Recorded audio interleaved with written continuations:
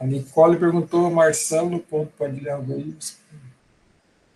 Sim, esse daqui que a Nicole colocou nos comentários, né? Esse e-mail aqui, ó. marcelo.padilha@ifsc.edu.br. Tá? Questão 4 da lista 5.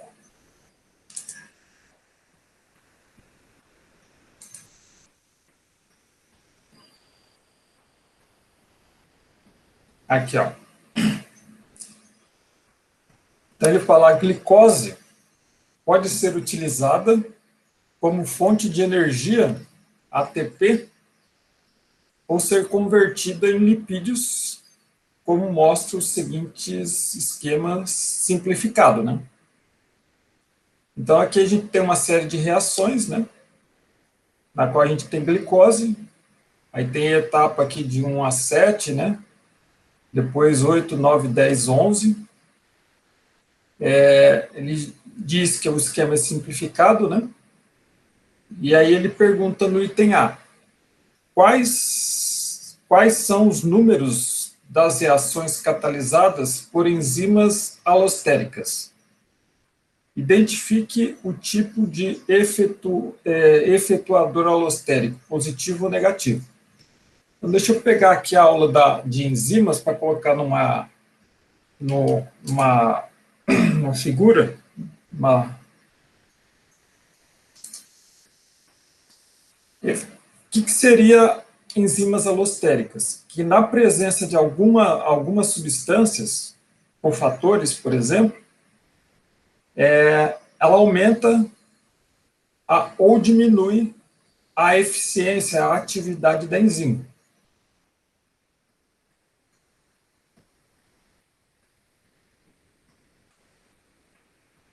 Seria essa daqui, ó. Então, ó, se a gente olhar nesse gráfico do lado direito, a gente tem a velocidade da reação catalisada pela enzima no eixo Y, e o eixo X é a concentração de substrato. Essa curva do meio aqui é só com a enzima pura, né, mais o substrato, na qual é medida a velocidade da reação. Aí, dependendo da substância que tiver presente, a atividade pode aumentar ou pode diminuir. Então, quando aumenta, ó, seria o efetor alostérico positivo. Então, tem determinadas substâncias que, se estiver presente, aumenta esse efetor, aumenta a atividade da enzima. Tem uma enzima que está na nossa saliva, que é a amilase, né, que ela degrada o amido, né, que a gente come, já começa na saliva, né? E na presença de íons cloreto, Cl-, né, ela aumenta a atividade da enzima. Então, seria um efetor alostérico positivo. Ó, porque se a gente pegar aqui, ó, nesse ponto 0,5 aqui, ó, aqui a velocidade está mais baixa, né, com efetor alostérico negativo. Com a enzima pura, a velocidade está intermediária, e com o efetor alostérico positivo, a atividade, né, a velocidade da enzima é maior. Então, quando aumenta a velocidade, é efetor alostérico positivo. Quando diminui a velocidade, é efetor alostérico negativo. Então, voltando lá. Então, ele fala, o item A, quais são os números das reações catalisadas por enzimas alostéricas? Identifique o tipo do efetuador alostérico, positivo ou negativo. Ó, então, se a gente olhar aqui, ó, nesse esquema, o ATP, ele atua nessa enzima 5 aqui,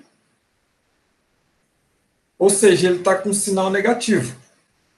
Então, se tem muito ATP, o ATP vai diminuir a atividade da enzima 5. Então, quais os números das reações catalisadas por enzimas alostéricas? Então, a enzima número 5,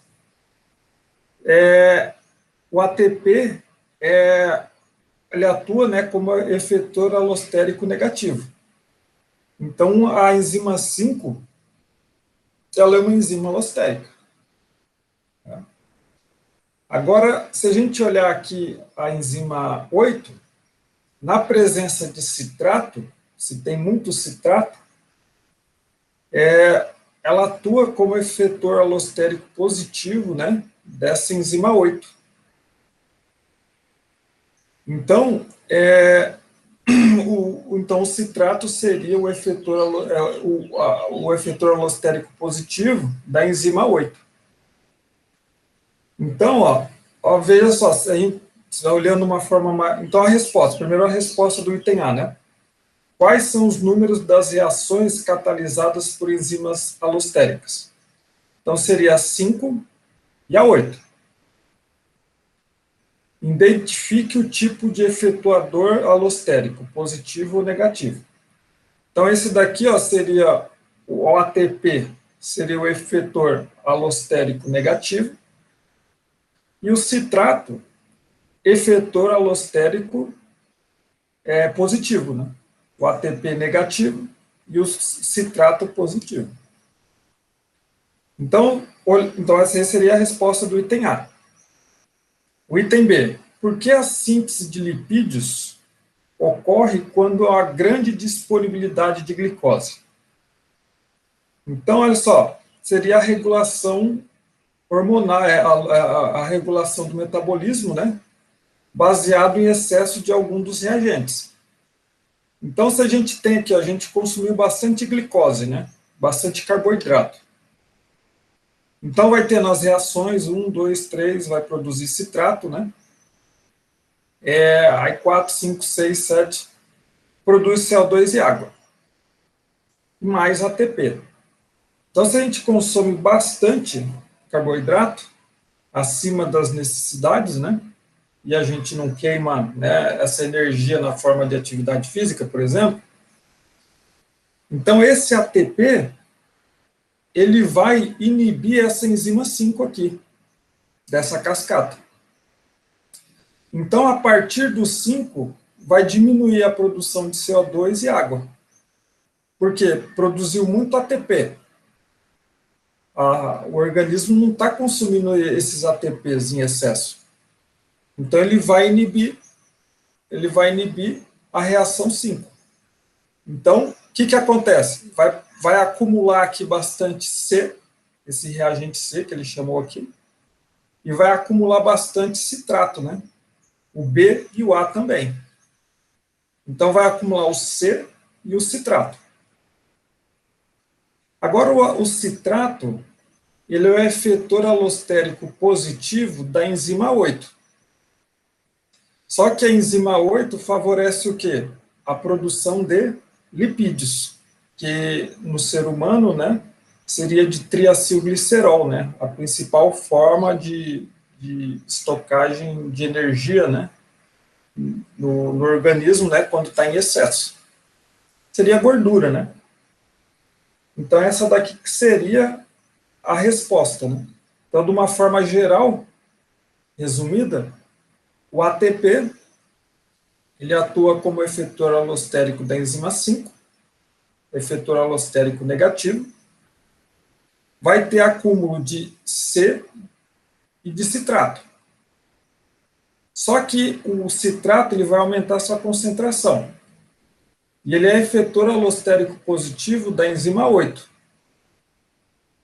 Então, vai aumentar a atividade dessa enzima 8, que vai desencadear o quê? A formação de lipídios. Então, quando a gente consome bastante carboidrato, né, glicose, e a gente vai produzir bastante ATP, mas esse ATP a gente não consome ele. Então, vai desencadear uma cascata, né, de reações e vai levar à formação de lipídios, né, na forma de triacilglicerol, de gordura. Então, essa daqui que seria a resposta da questão 4, item B de bola.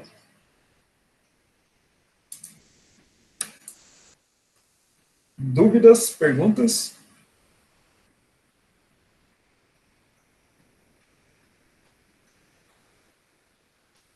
Tem mais alguma pergunta ou alguma dúvida?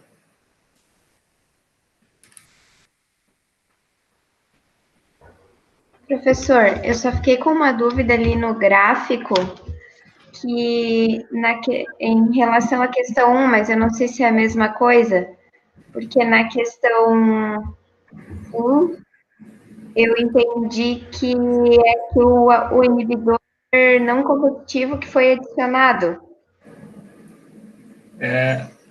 Nessa questão, vamos ler ela aqui e a gente já vê. Então, ele falou aqui, ó, foram medidas as velocidades de uma reação enzimática em função da concentração do substrato, mantendo-se fixo o pH e a temperatura. Que alterações poderiam ter sido introduzidas nas experiências 1 e 2, de modos a obter resultados expressos pela curva 2. Então, a gente tem aqui a velocidade no eixo Y e a concentração do substrato no eixo X. Então, a gente tem essa curva em vermelho, né? Essa curva em vermelho e essa daqui em preto. Então, se a gente olhar a velocidade da curva 1, ela é maior do que a curva 2. Então, foi mantida constante ali o pH e a temperatura. Então, isso daqui indica a presença de um inibidor, né? O inibidor do tipo competitivo. E se a gente olhar lá deixa eu pegar o gráfico aqui. Nossa.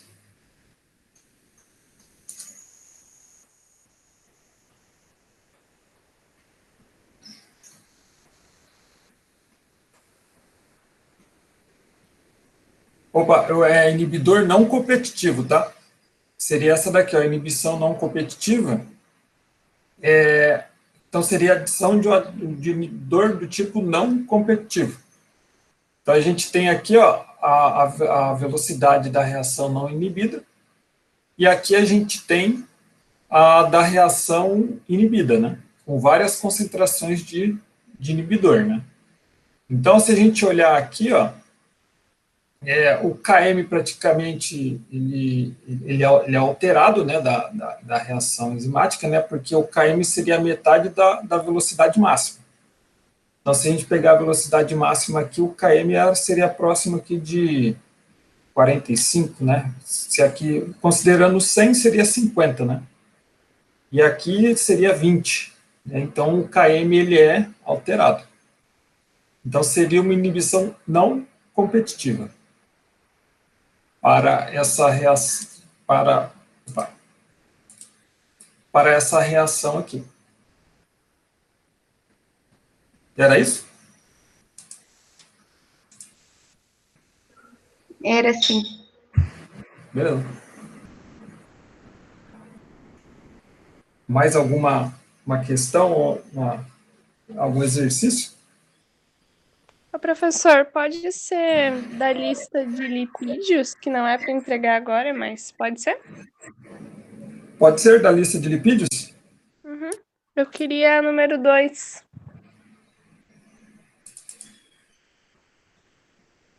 Nós aqui eu... Tá.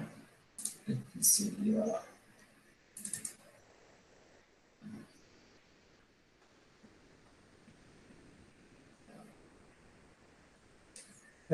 essa questão 2, né? Então, nomeie e explique os tipos de ácidos graxos de acordo com as ligações que eles possuem. Então, a gente tem aqui os ácidos graxos do tipo A e os ácidos graxos do tipo B.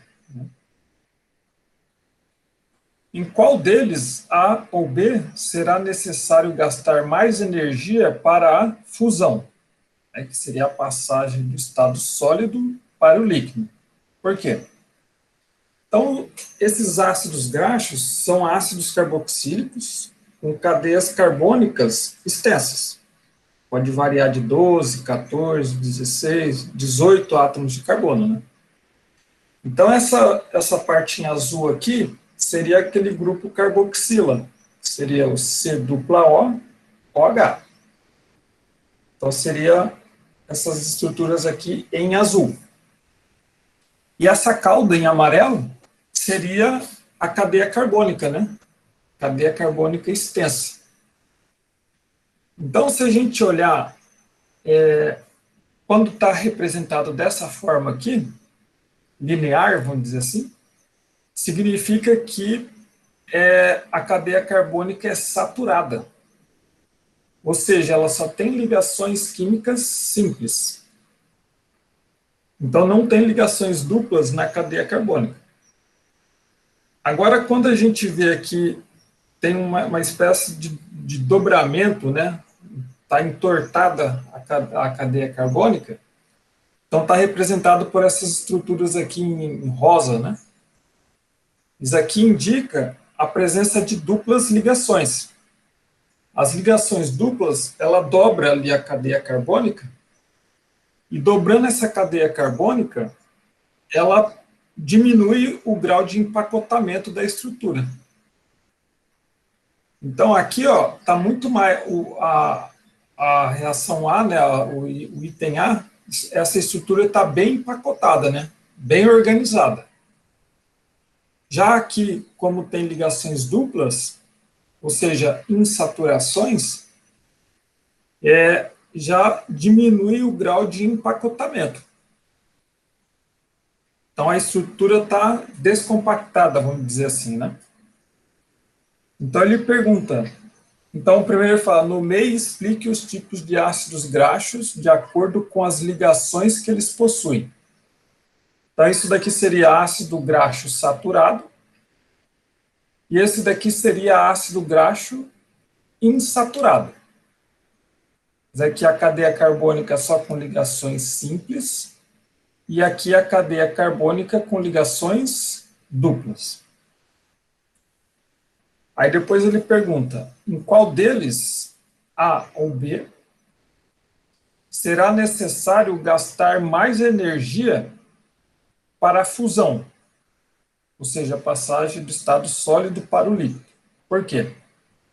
Então, aquele que você precisa de maior energia seria a estrutura A.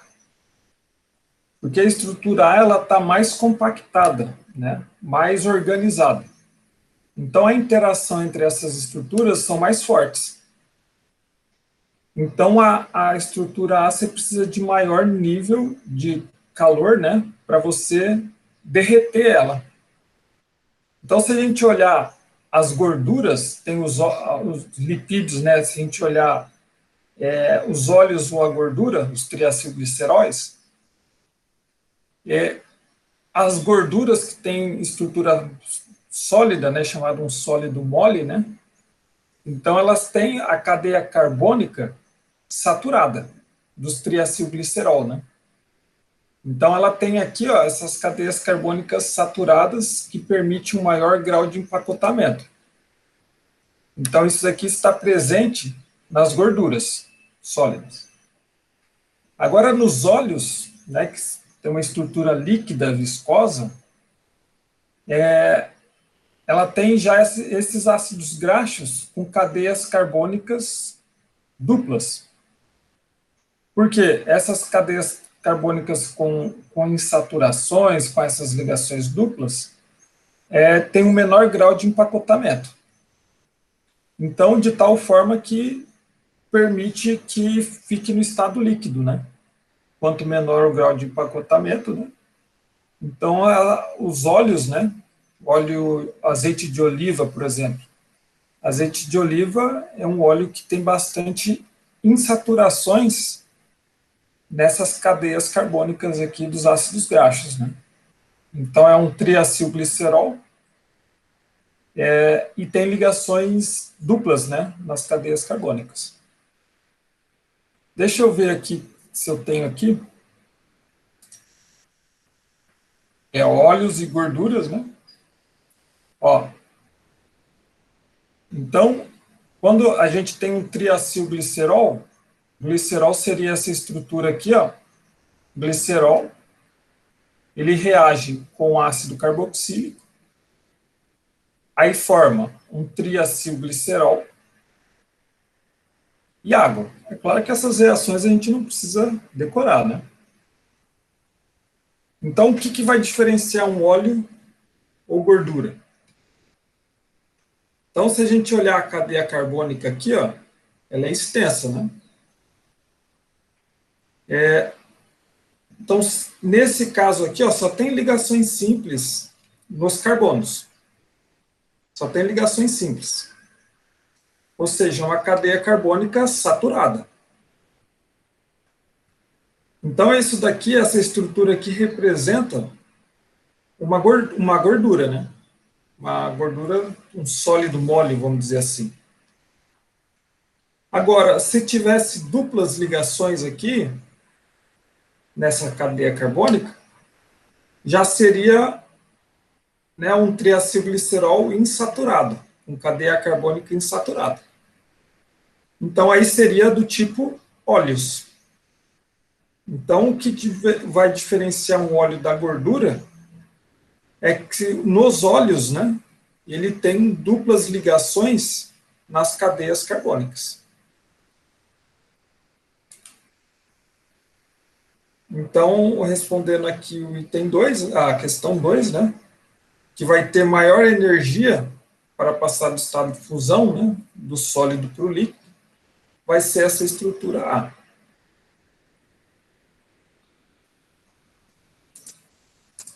Ô, professor, não tem nada a ver com a ligação sigma e pi, porque eu sempre pensei que a ligação pi era mais forte para ser quebrada do que a sigma.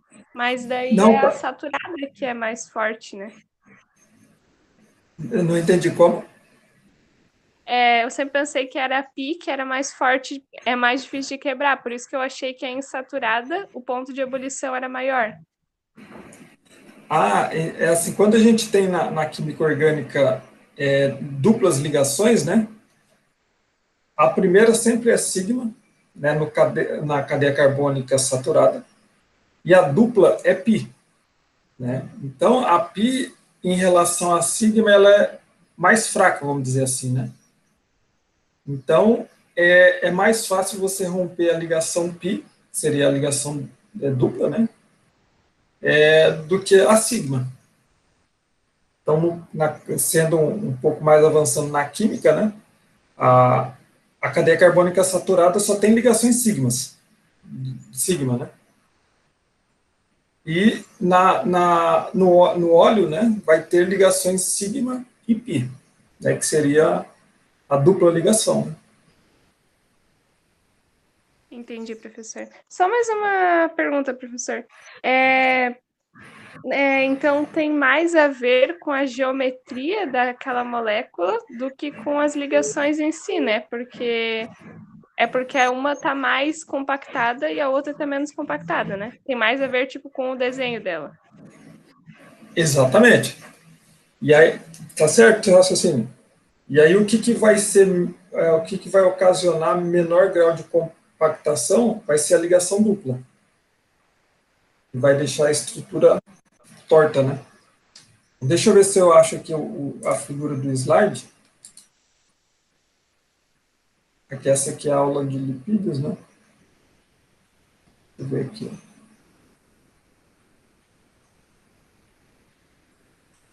Ó, tá nesse slide aqui, ó. Na aula 7, né? Então, insaturadas contém uma ou mais duplas ligações, né? Gera torções na estrutura, né? Então, forma essas torções. Aí está naquilo que você falou agora, né? Que está mais envolvida no grau de empacotamento, né?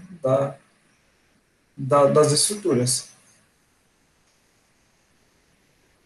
Entendi, professor. Obrigada. Nada. Um negócio legal aqui, interessante, que já aqui nesse slide de baixo, a produção de margarina, né, que ele pega o óleo vegetal, que é uma gordura insaturada, né, que tem ó, ligações duplas na sua estrutura. Aí ele pega o óleo vegetal e passa por uma reação química, né, que é de hidrogenação. Aí quebra essas ligações duplas. Quebrando essas ligações duplas, vai formar cadeia carbônica saturada.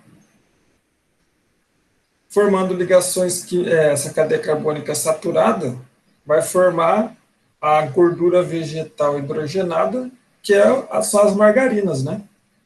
A margarina nada mais é que gordura vegetal hidrogenada. Então, de líquido, né, vai para um sólido mole, é um sólido, é considerado um sólido mole, né, a margarina.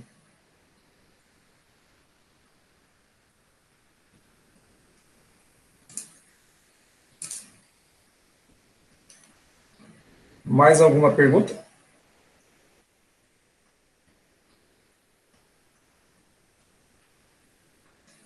Em relação à lista 1, 2, 3, 4, 5 e 6, né?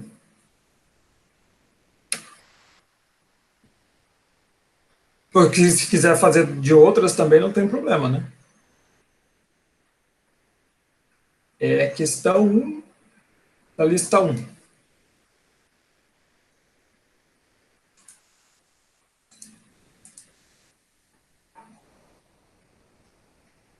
Então, ele fala, ó, o meio de comunicação divulgou uma reportagem em que pessoas mortas estão sendo congeladas com o intuito de que no futuro a ciência esteja avançada e consiga ressuscitá-las.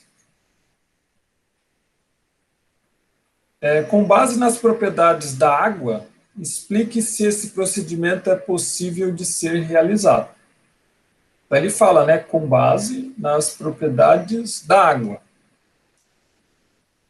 A água, ela tem deixa eu colocar aqui. A água, ela tem uma propriedade, ela forma ligações de hidrogênio, né? Quando a gente tem hidrogênio ligado a flúor, oxigênio e nitrogênio. Então, a água, a gente tem aqui ó, o oxigênio e os hidrogênios. O oxigênio é bastante eletronegativo, né? É o segundo mais eletronegativo, então ele puxa os elétrons para o lado dele, né? E aí ele fica com uma carga negativa, né? E os hidrogênios, ó, ele tem baixa eletronegatividade. Então ele fica em deficiência de elétrons. Então ele fica com polos positivos, né? Momentos positivos, né? Então, quando a gente pega duas moléculas de água, o polo negativo que interage com o polo positivo, esse tipo de interação é chamado de ligação de hidrogênio. Então, a água forma, cada molécula de água pode fazer até 4 ligações de hidrogênio. Então, aqui que seria ligação de hidrogênio? Também é chamado de ponte de hidrogênio, né? Mas é recomendado chamar de ligação de hidrogênio. É como se fosse uma cola. As moléculas de água como se estivessem grudadas uma da outra, né? Então, quanto maior o número de pontes de hidrogênio, de ligação de hidrogênio, mais forte uma molécula de água vai estar, né, ligada com a outra. Se a gente olhar a estrutura do gelo, né, as moléculas de água, quando elas congelam, aumenta o número de ligações de hidrogênio, de pontes de hidrogênio. Mas só que ela forma uma estrutura na forma de cristal, né, contendo um anel com 6 moléculas. Então seria uma estrutura hexagonal aqui, ó. A estrutura hexagonal da água. Aí o que acontece? As moléculas ficam mais afastadas entre si. E o que acontece com isso? Quando congela, ocorre a expansão do volume, né? Se aumenta o volume, mantendo a massa constante, a densidade diminui. Né? Então, por isso que o gelo ele flutua na água. Porque quando ele está na forma sólida, ele adquire essas estruturas aqui mais espaçadas, né, uma das outras, com densidade menor. Então, a água é uma das poucas substâncias conhecidas na ciência que, quando ela está no estado sólido, a densidade é menor do que quando ela está no estado líquido. Porque então ela se expande, né, em função das ligações de hidrogênio, formando essas estruturas mais espaçadas entre si.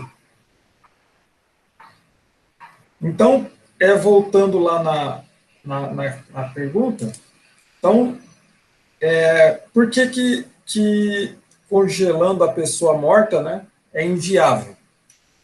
Porque na célula, né, em torno de 75% da gente contém água, né, nas nossas células. Então, se congelar o nosso corpo, quando a gente morrer, vamos dizer assim, a água que está dentro das células, ela se expande. E expandindo vai romper as células, né, do nosso corpo. Rompendo as células do nosso corpo, as células também vão morrer. Então, esse fenômeno aí de congelar o corpo, né, para no futuro ressuscitar ele, é praticamente impossível, né? Porque as células estão congelando o corpo, 70% do nosso corpo é água. Professor, então, desculpa, mas assim, levando essa conclusão aí, essa teoria, mas então, qual o processo de congelamento de óvulos, de espermatozoides? Por que dá certo, então? Não, aí você tem que olhar que tem umas condições apropriadas que eles colocam outras substâncias no meio, né, para permitir esse congelamento, né? Ah, entendi. Então, se você olhar, tem algumas mulheres que fazem congelamento de óvulos, de espermatozoide, né? E são células específicas, né? E tem substâncias no meio ali, né, apropriado para evitar isso. Entendi. Teve um caso Aí, agora, né, de uma criança que nasceu de um óvulo muito antigo, né, que estava congelado, alguma coisa assim que eu vi. E eu achei isso muito interessante. Se levar em consideração, se fosse de idade, seria a criança mais velha do mundo até. Eu vi umas charges assim. E era só isso mesmo, desculpa interromper.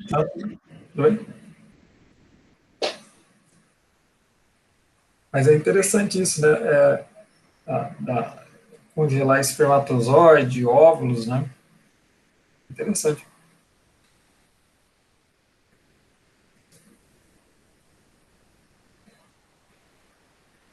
Mais alguma questão?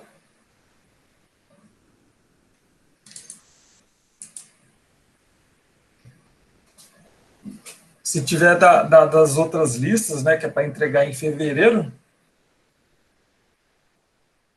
também pode perguntar. A Caroline falou que tem mais uma.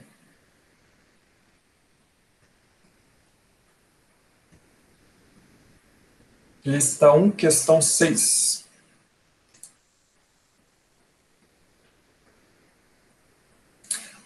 Nessa daqui, ó, na questão 6, talvez a lista que está lá no SIGA A, eu corrigi, acho que está 13,85. Na hora de digitar aqui, acho que foi um 1 a mais.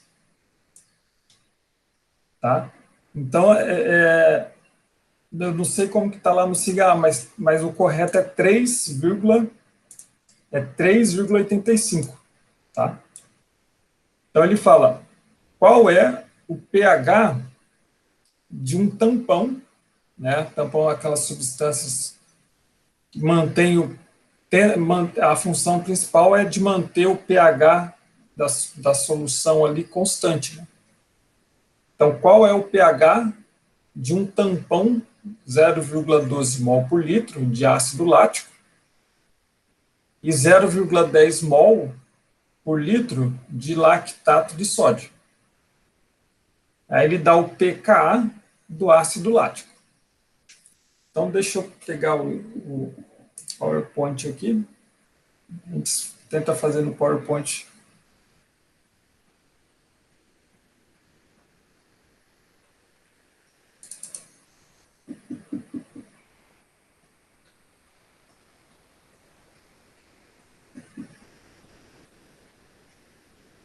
Então, tem essa fórmula aqui, ó.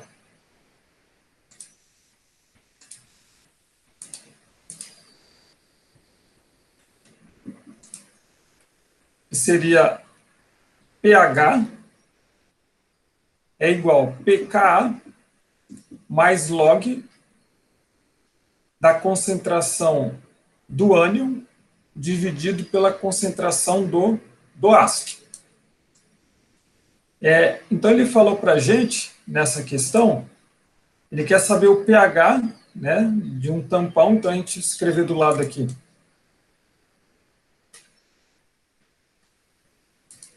Vai ser pH, vai ser igual.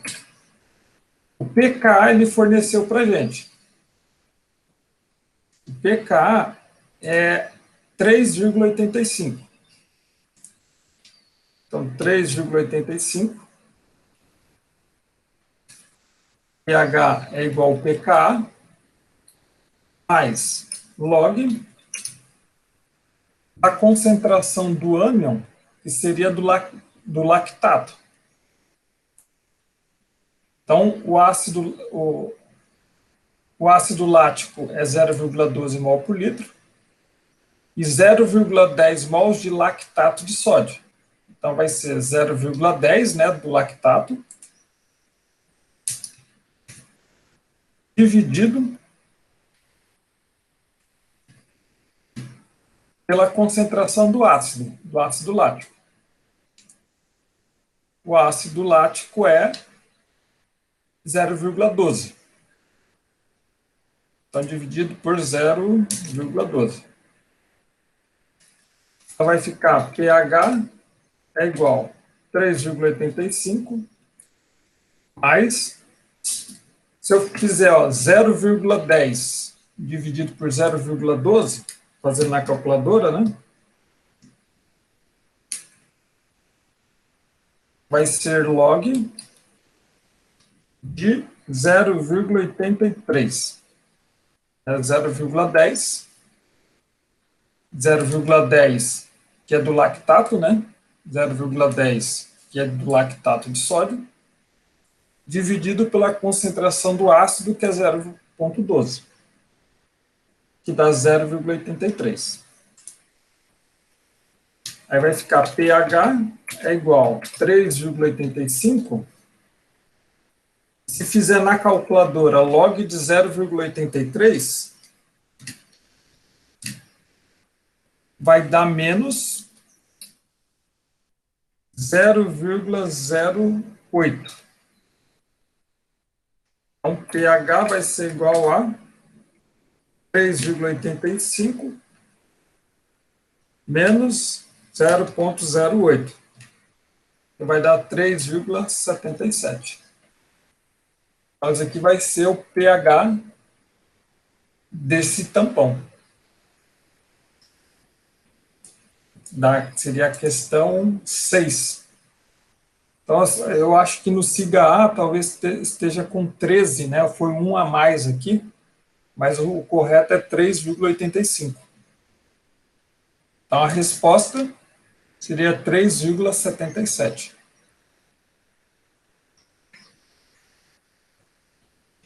Aí seria a resposta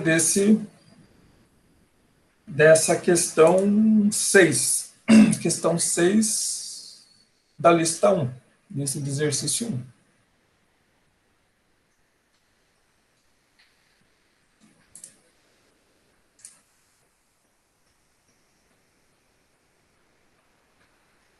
A Carolina está falando, no cigarro, a resposta tal é 13,85, foi um a mais lá na hora de digitar.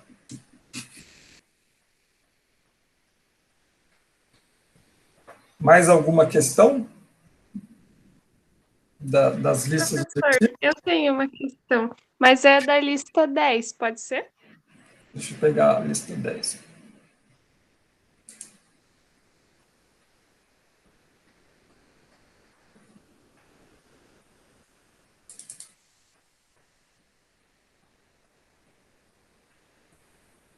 Qual questão seria? A 3 e a 4, não consegui fazer.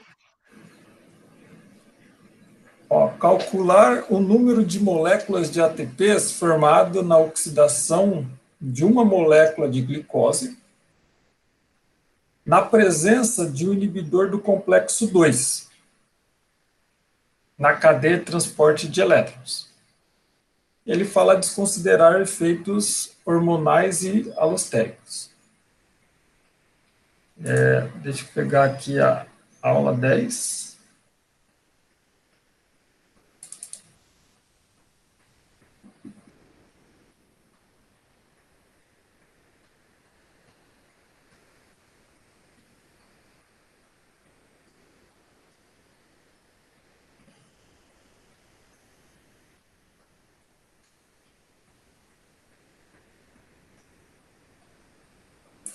Ó, esse aqui seria a cadeia de transporte de elétrons, né? O complexo 1, 2, a coenzima Q, o 3, o citocromo, C, né? E o complexo 4. Se inibir o complexo 2, o que acontece? Os elétrons, eles saem aqui, ó, do complexo 1, vai bombear prótons, né? Da matriz para o espaço intermembranas. Agora, você concorda que se inibir o complexo 2, continua o fluxo de elétrons, né? Porque os elétrons aqui, a coenzima Q, ela converge o complexo 1 e o complexo 2, né? Os elétrons. Então, nesse caso, se tiver um inibidor do complexo 2, então continua o fluxo do complexo 1. O complexo 2, ele oxida o Fá de H2. O complexo 1, ele oxida o NADH. Né? Então, inibido o complexo 2, não vai ter a oxidação do Fá de H2. Então, vamos colocar na tabela ali, fica mais fácil.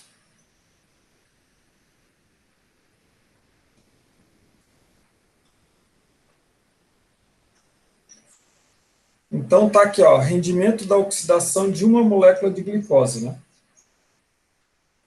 Então, tem toda essa tabela aqui, que, ó, na glicose a 2 piruvatos, que é na glicólise, seria a primeira etapa. Então, ocorre a formação de 2 NADH e 2 ATPs. Aí, depois de 2 piruvatos até ele transformar a acetil-CoA, né, 2 piruvatos a 2 acetil-CoA, ocorre a formação de 2 NADH. Na 3, é que 2 acetil-CoA, pelo ciclo de Krebs, né, a oxidação de 2 acetil-CoA no ciclo de Krebs, ocorre a formação de 6 coenzimas reduzidas, né, do tipo NADH, e 2 FAD-H2. E 2 GTP, que é equivalente a ATP. Então, 2 ATPs, né, equivalentes. E depois o NADH e o FAD-H2, eles são oxidados na cadeia de transporte de elétrons. Então, se a gente somar todas essas etapas, 1, 2, 3, ó, vai ser formada 10 coenzimas reduzidas do tipo NADH, 2 FADH2 e 4 ATP. Agora, esse FADH2, ele é oxidado lá no complexo 2 da cadeia de transporte de elétrons. Deixa eu voltar ali. Ó, nesse complexo 2 aqui, ó, ele falou que está inibido, né? Então, o FADH2 ele não vai ser oxidado. Então, existe uma relação que cada NADH, na cadeia de transporte de elétrons, ele forma 3 ATPs.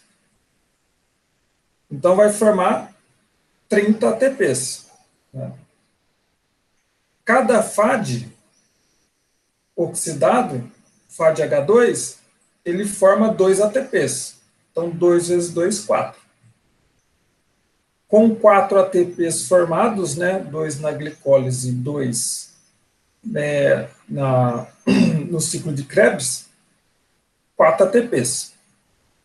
Então, inibido o FADH2, esses 4 ATPs aqui não serão formados. Então, somando tudo aqui, excluindo esse 4, então vai ser 34 ATPs, inibindo, né, inibindo o complexo 2.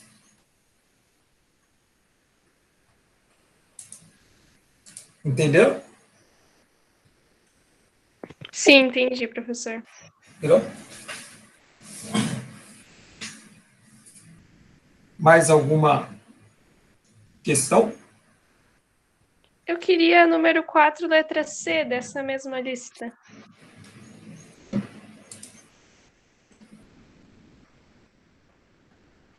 Aqui, ó.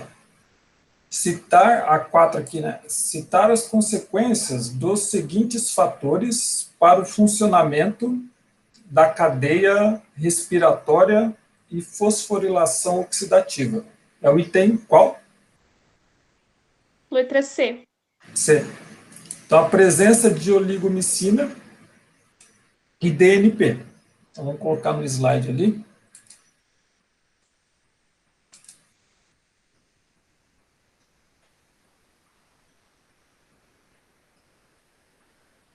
Então, a oligomicina, ela é um antibiótico, né? Que ela inibe a ATP sintase. Ou seja, ela para a síntese de ATP. Então, os elétrons, eles vão migrando, né? Do complexo 1 para a coenzima Q, complexo 2 para a coenzima Q, coenzima Q para o complexo 3, do complexo 3 para o citocromo C, do citocromo C para o complexo 4, aí ocorre a formação de água, né? Porque vai ter o oxigênio da nossa respiração, vai ser reduzido aqui, né, com esses elétrons que vêm do complexo 4, e forma a molécula de água, que é chamada de água metabólica, né? E esse fluxo de elétrons entre os complexos vai ocorrer no bombeamento de prótons da matriz da mitocôndria para o espaço intermembranas. E vai, então, gerar um gradiente de prótons, de íons H+. Então, do lado do espaço intermembranas, vai ficar uma carga positiva, né? Que prótons e íons H+, são cargas positivas. E aqui na matriz vai ficar deficiência de prótons, né? Então, é chamado, entre aspas, vai ficar cargas negativas, mas não seria bem cargas negativas, seria deficiência de prótons.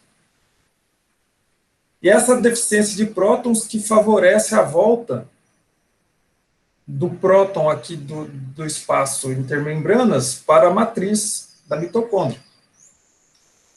E esse retorno do próton que gera a síntese de ATP, né? Então, ADP mais fosfato vai formar ATP. Então, a oligomicina, né, que ele falou que é um antibiótico, ele vai inibir essa enzima aqui, a ATP sintase, que é representada por essa estrutura vermelha, ou rosa, sei lá. E aí, o que acontece? Para o transporte de elétrons, então, para o transporte de elétrons e o consumo de oxigênio.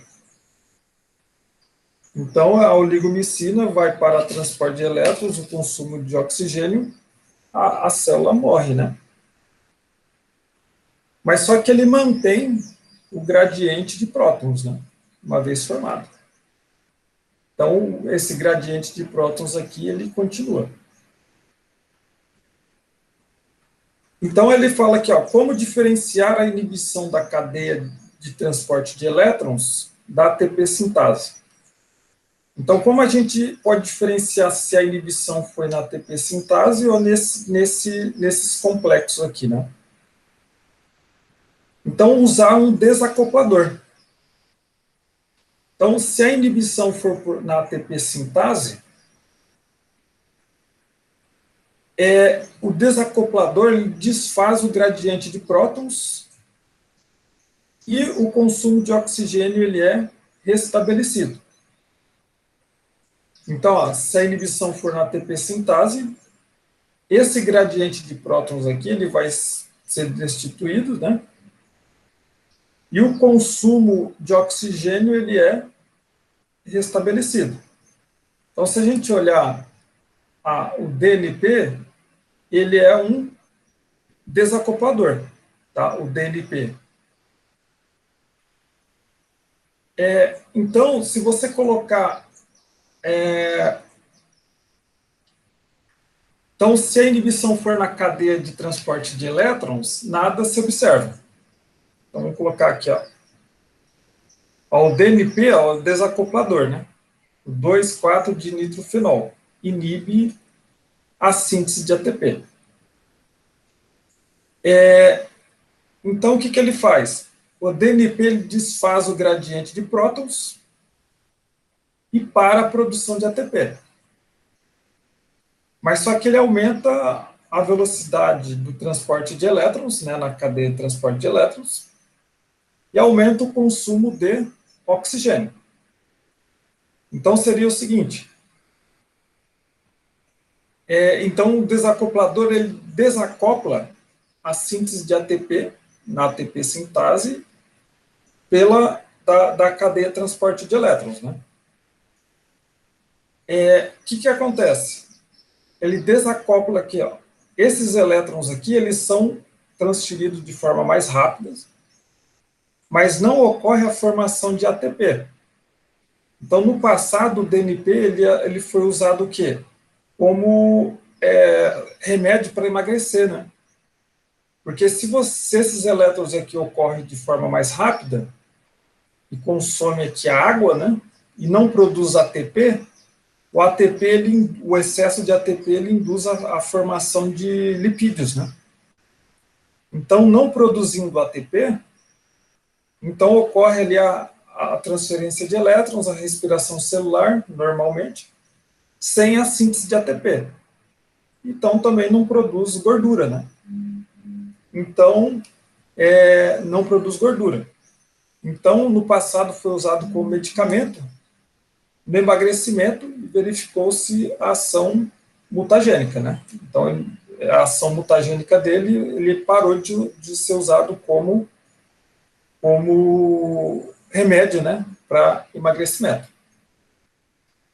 Então, o que ele faz? Ele desacopla a cadeia de transporte de elétrons da síntese de ATP.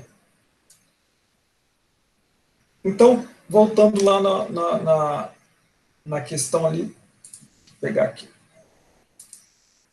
Então, a oligomicina, ó, se você adicionar só a oligomicina, né, no item B, ele para a produção de ATP e para o transporte de elétrons, só na presença aqui de oligomicina. Agora, se você colocar o DNP, ele vai desacoplar a cadeia de transporte de elétrons da síntese de ATP. Então, se você colocar oligomicina e DNP, vai restabelecer o transporte de elétrons e o consumo de oxigênio. Só que não vai ter a síntese de ATP. Então, aí seria a resposta. Resumindo tudo, né, a resposta do item C, né? Vai parar a produção de ATP, só que o transporte de elétrons, ele ocorre naturalmente, né? Ele continua, restabelece o transporte de elétrons. Então, vai ocorrer a respiração celular.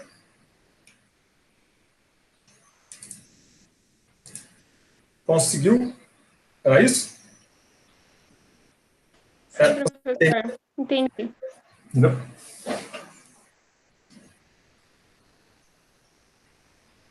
Mais alguma pergunta sobre os exercícios?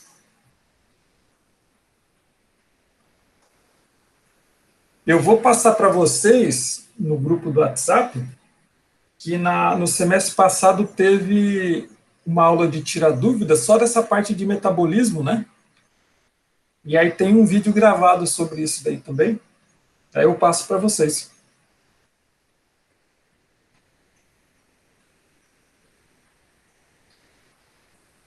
Mais alguma pergunta?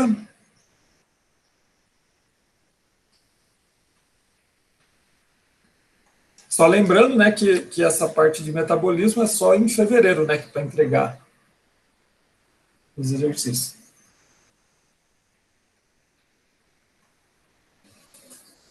Dúvidas, perguntas?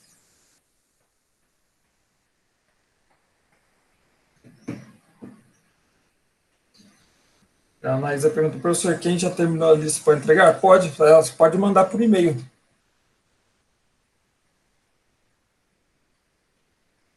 Beleza? Professor, sobre o seminário, a gente pode ficar à vontade na criação do slide? Pode ser por estilo de vídeo ou tem que ser slide mesmo, sabe, escrito por apresentação, assim? Fica à vontade. Se quiser fazer vídeo, né, gravar vídeo, ou se quiser entregar um slide, só os slides no mais detalhados.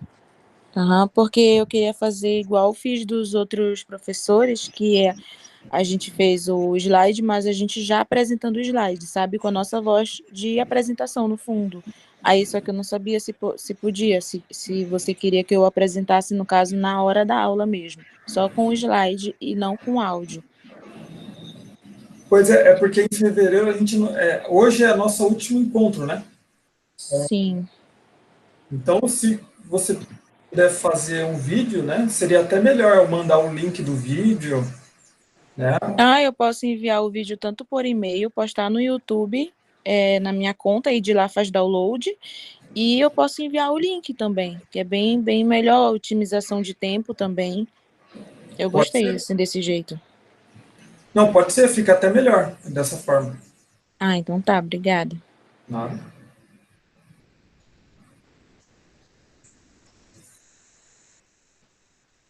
Mais alguma dúvidas? Perguntas?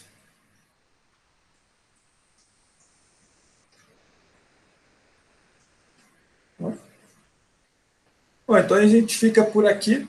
A gente vai conversando, então, pelo grupo do WhatsApp. Então, ficou para fevereiro, né, a entrega das listas da parte de metabolismo, né, lipídios e metabolismo. E a gente vai conversando aqui pelo grupo do WhatsApp. Esse daqui foi nosso último encontro online, né, da bioquímica. Foram 8 semanas, né. Geralmente, a gente trabalha mais tempos, né, o semestre inteiro, né, aí mais pediram para condensar a disciplina. Mas acho que foi legal. Eu vou interromper aqui a gravação.